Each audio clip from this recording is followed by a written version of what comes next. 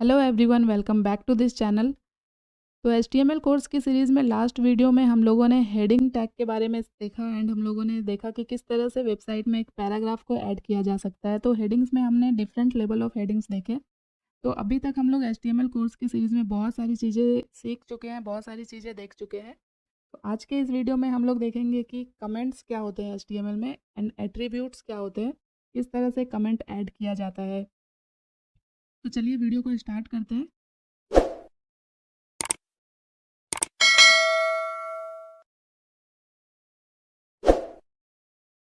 तो again video को start करने के लिए हम लोगों ने जो फोल्डर बनाया है HTML कोर्स के नाम से, उसे मैंने यहाँ पे ओपन किया है।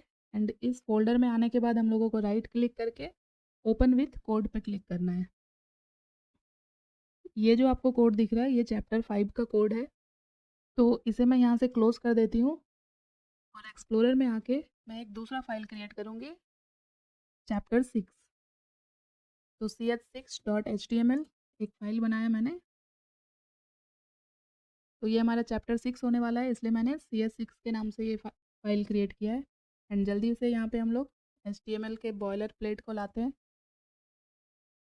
एंड यहाँ पे टाइटल में ऐड कर देते हैं हम लोग चैप्टर 6। तो तो अभी हम लोगों को पता है कि किस तरह से हेडिंग ऐड की जाती है एंड किस तरह से पैराग्राफ ऐड किए जाते हैं। तो हेडिंग के लिए क्या करते हैं हम लोग, जैसे ही मैंने H लिखा तो सारे हेडिंग टैग यहाँ पे आ रहे हैं। मीन जितने भी लेबल है हेडिंग टैग के H1, H2, H3, H4, H5, H6, ये आपको सारे यहाँ पे दिख रहे हैं। तो हमें H1 हेडिंग चाहिए क्योंकि हमें लार्ज साइज हेडिंग ऐड करनी है। तो मैं यहाँ पे ऐड करती हूँ, मैं HTML कोर्स, ये एक हेडिंग बनाती हूँ मैं। और यहाँ हम लोगों को एक पैराग्राफ ऐड करना है। तो पैराग्राफ के लिए हम लोग P टैग लेते हैं। जैसे ही P लिख के मैं एंटर करूँगी तो एमेट का शॉर्टकट मुझे पूरा एक पैराग्राफ टैग यहाँ पे क्रिएट करके दे देगा। अगेन मैं एक एमेट शॉर्टकट यूज़ करूँगी जो कि था हमारा लॉरेम। 50 वर्ड्स का एक पैराग्राफ चाहिए मुझे, जो कि डमी पैराग्राफ होने वाला है। तो लॉरेम 50 लिखा मैंने, एंटर किया। तो अभी हमारा कोड इस टेक्स्ट एडिटर से बाहर जा रहा है। तो उसके लिए मैंने आपको बताया था क्या करना है, आपको कमांड पैलेट में जाके सर्च करना है टॉगल वर्ड रैप। तो आप सर्च कर लेना, बट मुझे शॉर्टकट की याद है जो कि था Alt+Z। तो जैसे ही मैं Alt+Z प्रेस करूँगी तो ये देखो, ये अभी पूरा कोड यहाँ पे मुझे दिख रहा है, मीन्स वर्ड यहाँ पे रैप हो गए। तो ये हमने हेडिंग और पैराग्राफ ऐड कर दिए। तो इस वीडियो का जो टॉपिक है वो है कमेंट्स। तो कमेंट्स क्या होता है HTML में? कमेंट इज़ नथिंग बट कुछ पार्ट ऑफ कोड होते हैं या फिर कुछ टेक्स्ट होते हैं, ऐसे टेक्स्ट और ऐसे पार्ट ऑफ कोड जो कि हमारे कोड का पार्ट नहीं होते हैं, उसे हम लोग कमेंट बोलते हैं। तो अपने कोड के बीच में कमेंट को ऐड करने के लिए HTML में कुछ सिंटेक्स होते हैं जो कि मैं आपको बताऊंगी अभी। बट कमेंट क्यों यूज़ किया जाता है? बेसिकली कमेंट हम लोग यूज़ करते हैं, कभी कभी क्या होता है हमारे पास बहुत लंबे कोड्स होते हैं। तो अगर अगर हमने कोड किया है और उस सेम कोड को अगर कोई दूसरा पर्सन देख रहा है तो उस कोड को समझना थोड़ा डिफ़िकल्ट हो जाता है कि क्या चीज़ें कहाँ पे है। तो उसके लिए हम लोग क्या करते हैं, कमेंट ऐड करते हैं, जो कि बेस्ट प्रैक्टिस होती है कोड रीडिंग के लिए।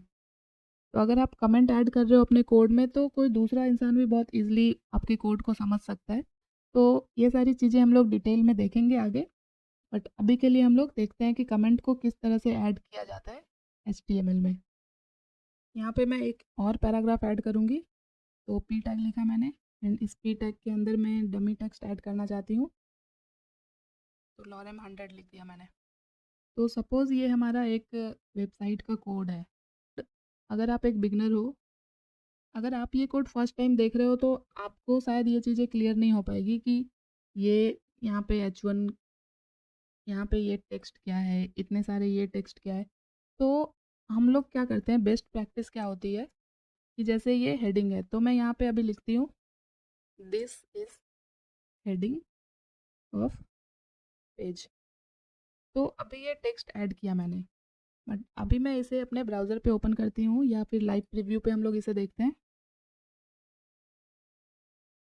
तो ये देखो, तो अभी आपको ये हेडिंग दिख रही है, ये 2 पैराग्राफ दिख रहे हैं एंड यहाँ पे जो मैंने ये टेक्स्ट ऐड किया, this is heading of page, ये भी मुझे अपने वेब पेज पे देखने को मिल रहा है। बट क्योंकि हमें इसे अपने वेब पेज पे डिस्प्ले कराना नहीं है, ये मैंने बस इसलिए ऐड किया है कि जो अगला इंसान इस कोड को देखे तो उसे पता चले कि ये हेडिंग है। तो ये इस वेब पेज पे क्यों डिस्प्ले हो रही है? तो क्योंकि मैंने बस एज अ टेक्स्ट इसे ऐड कर, बट ये ब्राउज़र को कैसे पता चलेगा कि ये कमेंट है? तो ब्राउज़र को बताने के लिए कमेंट को एक सिंटेक्स के अंदर लिखा जाता है। तो वो सिंटेक्स क्या होता है? कमेंट के सिंटेक्स को देखने से पहले हम लोग देखते हैं कि कितने तरह के कमेंट होते हैं एचटीएमएल में। एक सिंगल लाइन कमेंट होता है, मल्टी लाइन कमेंट होता है। तो सबसे पहले हम लोग देखते हैं कि सिंगल लाइन कमेंट क्या होता है और किस तरह से ऐड किया जाता है एचटीएमएल में। तो अभी क्या हो रहा है कि अभी ब्राउज़र इस लाइन को भी डिस्प्ले कर रहा है वेब पेज पे। तो अभी ये एक सिंगल लाइन है, तो इसे मुझे कमेंट बनाना है। तो सिंगल लाइन कमेंट को लिखने का जो सिंटेक्स होता है एचटीएमएल में, वो क्या होता है? हम लोग लिखते हैं सबसे पहले स्टार्टिंग एंगल ब्रैकेट, उसके बाद हम लोग ऐड करेंगे एक्सक्लेमेशन मार्क एंड हम लोग यहाँ पे फिर ऐड करते हैं डबल डैश। तो देखो जैसे ही मैंने 2 बार डैश ऐड किया, यहाँ पे 2 और डैश का भी आपका कर्सर ब्लिंक हो रहा है। तो अब यहाँ पे हम लोग जो भी टेक्स्ट ऐड करेंगे, जैसे मैं सेम टेक्स्ट जो मैंने ये ऐड किया है, दिस इज़ हेडिंग, सेम मैं यहाँ पे ऐड कर देती हूँ, this is heading of this page. तो ये होता है सिंगल लाइन कमेंट को लिखने का सिंटेक्स एचटीएमएल में। मीन्स आपको एक स्टार्टिंग एंगल ब्रैकेट ऐड करना है, एक एक्सक्लेमेशन मार्क देना है and 2 bar double dash add करना है। और उसके बाद जो भी आपका टेक्स्ट है, जो भी आप लोग कमेंट ऐड करना चाहते हो, वो ऐड करने के बाद अगेन आपको 2 डैश ऐड करना है और एंगल ब्रैकेट को क्लोज करना है। तो ये सिंगल लाइन कमेंट होता है। तो अभी देखो, ये जो मैंने इस टैग के अंदर, इस सिंटेक्स के अंदर जो टेक्स्ट ऐड किया है, ये इस वेब पेज पे डिस्प्ले नहीं हो रहा है। बट ये जो मैंने ऐसे टेक्स्ट ऐड किया है, ये इस वेब पेज पे डिस्प्ले हो जा रहा है। तो इसका मतलब क्या होता है कि वेब ब्राउज़र जो है कमेंट को कम्प्लीटली इग्नोर करता है।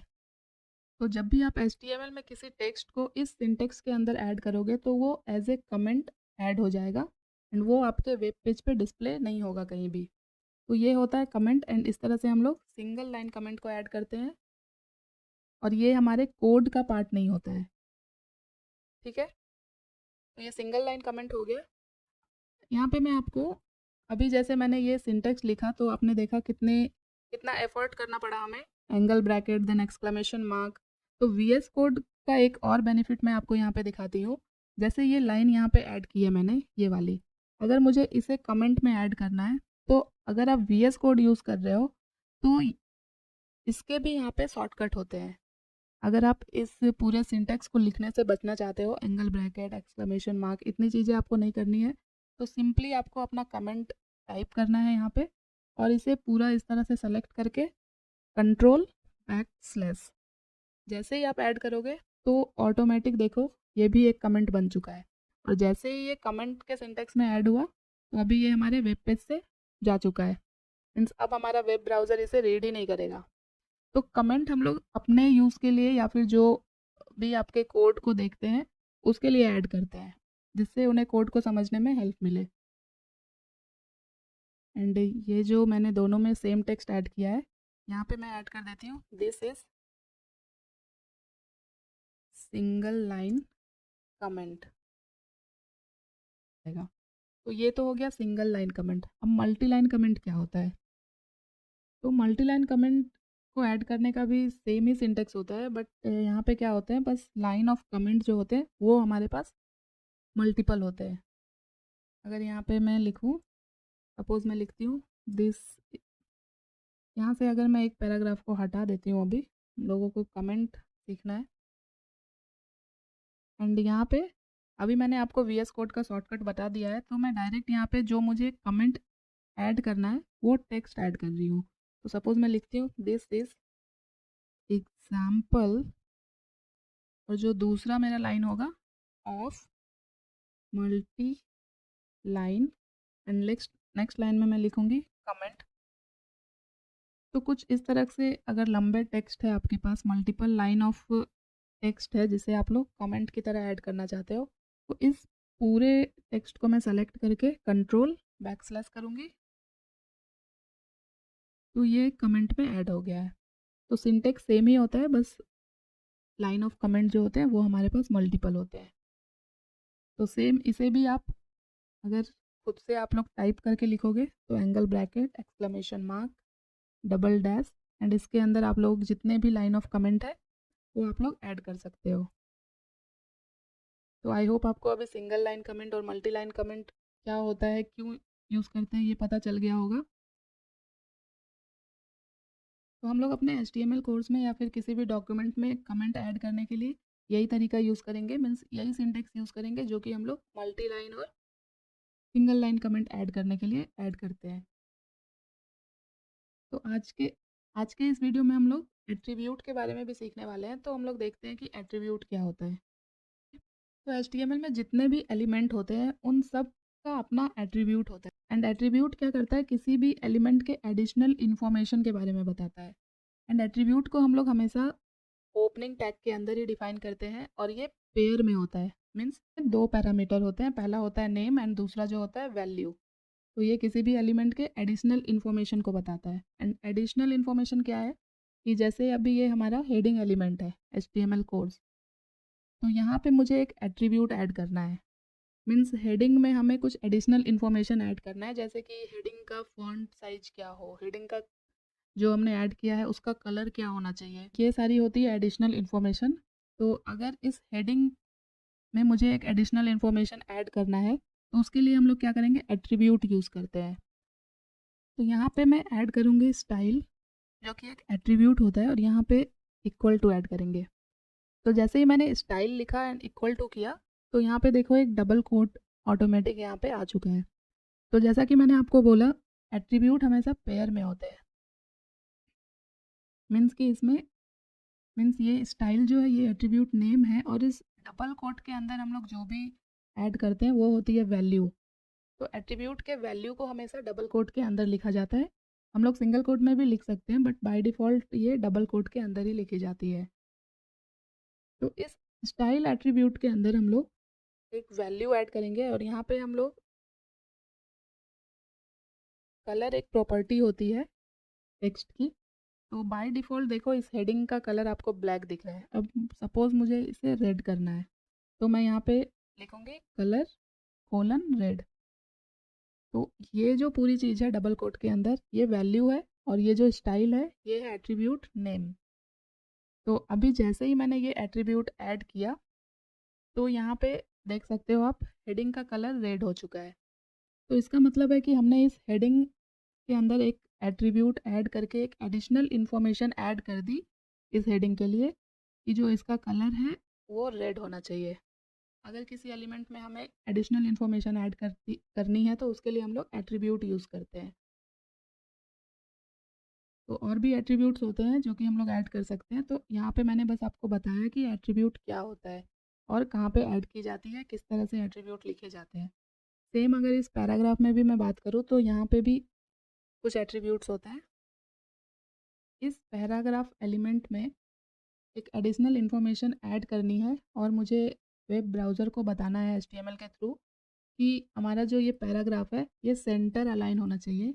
तो इसके लिए हम लोग क्या करेंगे, एट्रीब्यूट ऐड करते हैं। तो पैराग्राफ में अलाइनमेंट के लिए जो एट्रीब्यूट होता है उसका नाम होता है अलाइन। तो ये एट्रीब्यूट नेम है, यहाँ पे मैं इक्वल टू लिखूँगी, अगेन डबल कोट ऐड हो चुका है। एंड यहाँ पे हम लोग ऐड करेंगे वैल्यू। वैल्यू मीन्स कि हम लोगों को जैसे लेफ़्ट राइट सेंटर ये होता है अलाइनमेंट, तो यहाँ पे अगर मैं लिख दूँ सेंटर, तो देखो जैसे ही मैंने ये एट्रीब्यूट इसमें ऐड किया तो ये जो पैराग्राफ है अभी ये देख सकते हो आप सेंटर अलाइन हो गया है, जैसा कि आप लोग MS वर्ड वगैरह में देखते होगे। तो एंड यहाँ पे अगर मैं करूँ राइट तो देखते हैं, तो ये देखो राइट अलाइनमेंट हो गया है। तो बाय डिफ़ॉल्ट लेफ़्ट होता है अलाइनमेंट, बट इस तरह से हम लोग एट्रीब्यूट ऐड करके इसके अलाइनमेंट को भी चेंज कर सकते हैं। तो जितने भी एलिमेंट होते हैं HTML में, उन सारे एलिमेंट में हम लोग एट्रीब्यूट ऐड कर सकते हैं। तो आई थिंक आपको इस वीडियो के बाद HTML में कमेंट कैसे ऐड करते हैं, क्यों ऐड करने चाहिए, एट्रीब्यूट क्या होता है, किस तरह से ऐड किया जाता है, कहाँ ऐड किए जाते हैं, ये सारी चीज़ें क्लियर हो गई होगी। एंड ये इस वीडियो का नोट्स भी आपको डिस्क्रिप्शन में मिल जाएगा, आप लोग वहाँ से डाउनलोड कर सकते हो। तो आज के इस वीडियो में इतना ही, आने वाले वीडियो में हम लोग और डिटेल में सारी चीज़ें सीखेंगे। तो ये वीडियो आपको कैसी लगी मुझे कमेंट करके ज़रूर बताना। एंड अगर अभी तक आप लोगों ने इस प्लेलिस्ट को एक्सेस नहीं किया है तो प्लीज़ प्लेलिस्ट को एक्सेस कर लेना, ताकि आप लोगों को पूरा कोर्स एक जगह पे मिल जाए। और आप लोगों ने अगर मेरे चैनल को सब्सक्राइब नहीं किया है अभी तक तो प्लीज़ चैनल को सब्सक्राइब कर लेना, ताकि and hit the bell icon so that कि आने वाले वीडियोज़ के नोटिफिकेशन आपको मिलते रहे।